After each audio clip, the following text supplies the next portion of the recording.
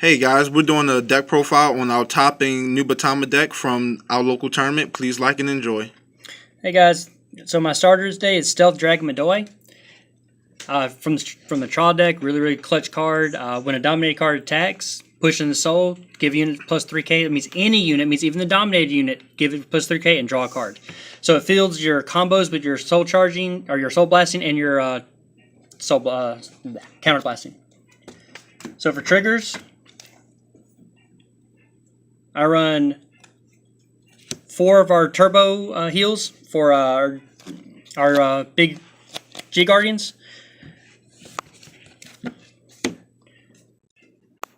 Four of the Shiranui Personal Crit, the reprint. I like the art on the reprint much better than the original. I run 3 more of the hardworking Stealth Rogue Toshigata. His skill is push him in the soul, countercharge. So just more fuel for the combos. I also run 3 draw triggers.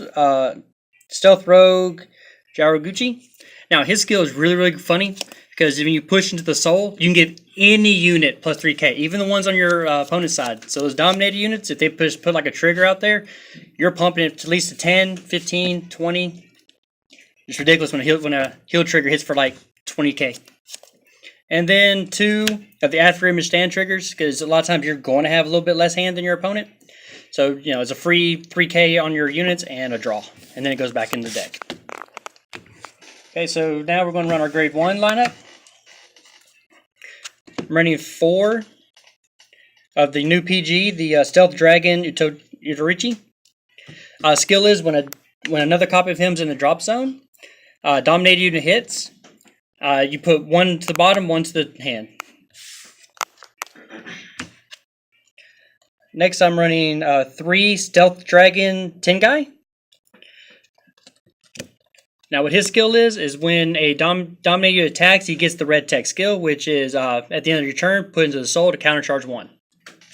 A lot of countercharge in this deck, so you really don't need to run the unflipped PGs.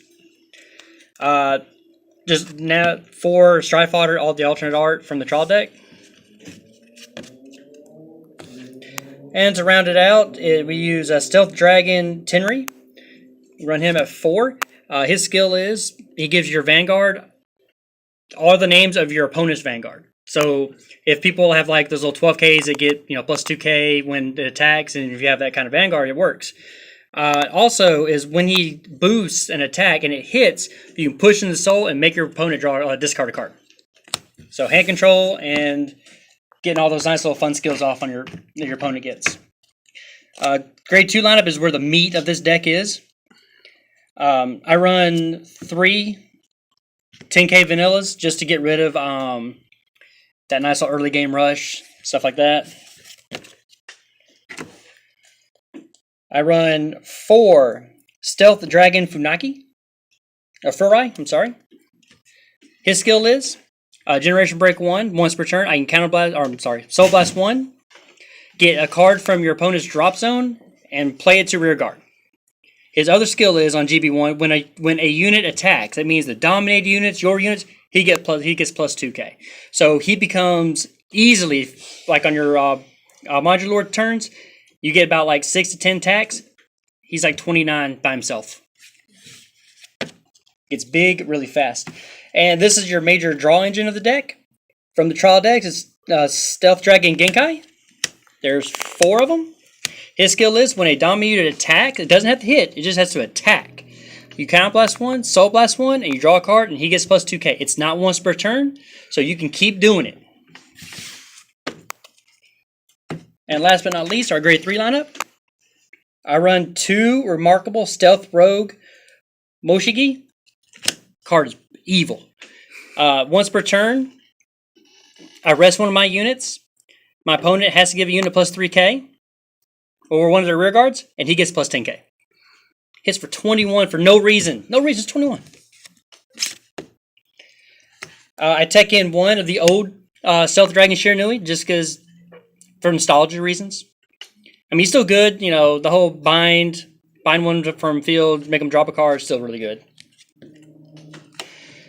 And to end it out, I run 4 Demon Stealth Dragon Shiranu Yaboru. Skill is during your ride phase, at the beginning of your ride phase, you call a unit from their drop zone.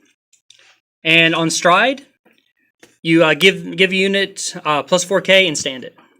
And then it's dominated and attacks your opponent's vanguard. All this happens during your stride phase.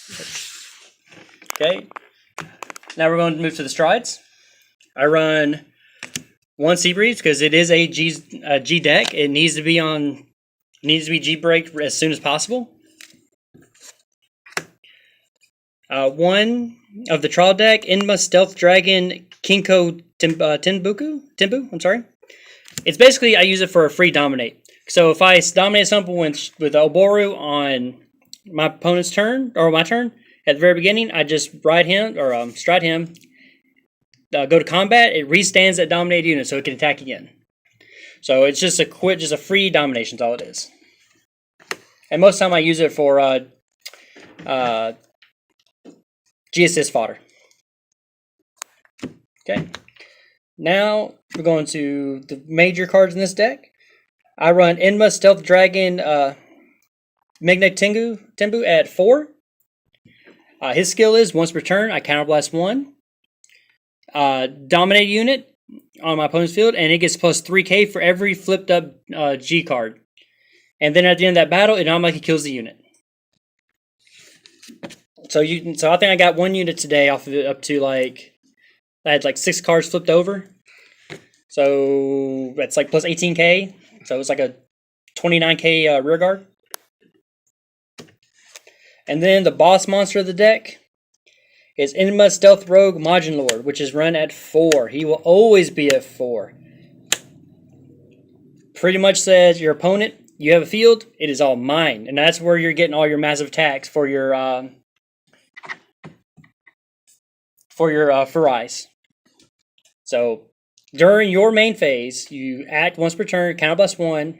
You dominate its number cards in your G zone. They all get 4. They straightened, dominate. Then you give however many units plus 4K. That's also you can also straighten your units or your opponent's units, and the 4K can go to your units or theirs. Next, I run 1 of the Rico Stealth Dragon Rabanushikan, which is the GB8 broken card. He says, I'm going to kill you. Period. During your turn, when any of your units attack and your opponent guards, you can Soul Blast 1 or Counter Blast 1. They have to discard 2 cards if they want to guard.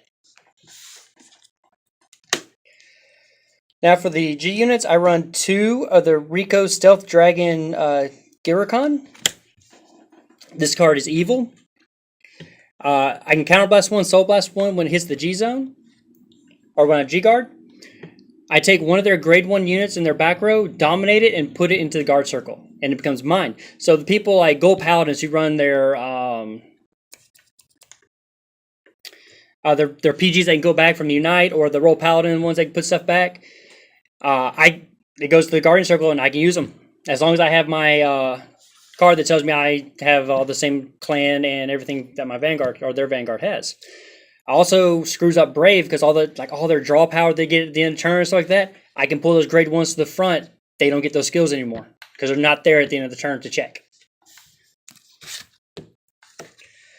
Run 1 of the trial deck. G-Guard, Secret Message, Stealth, Hermit, Aradachi.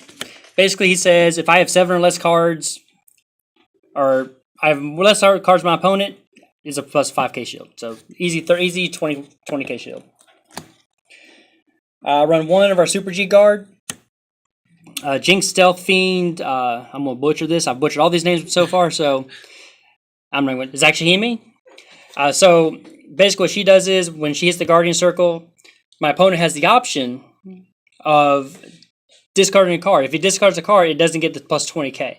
If he does just say, whatever with it, she's a 35K shield. And last is Air Elemental Rakton. Just because it's a great G-Guard, lets you fix your hand a little bit because you dump and draw when it goes off. Okay, guys, that's my Nubatama Dominate deck profile. Please like and subscribe, and we'll come back with you later on with more deck profiles.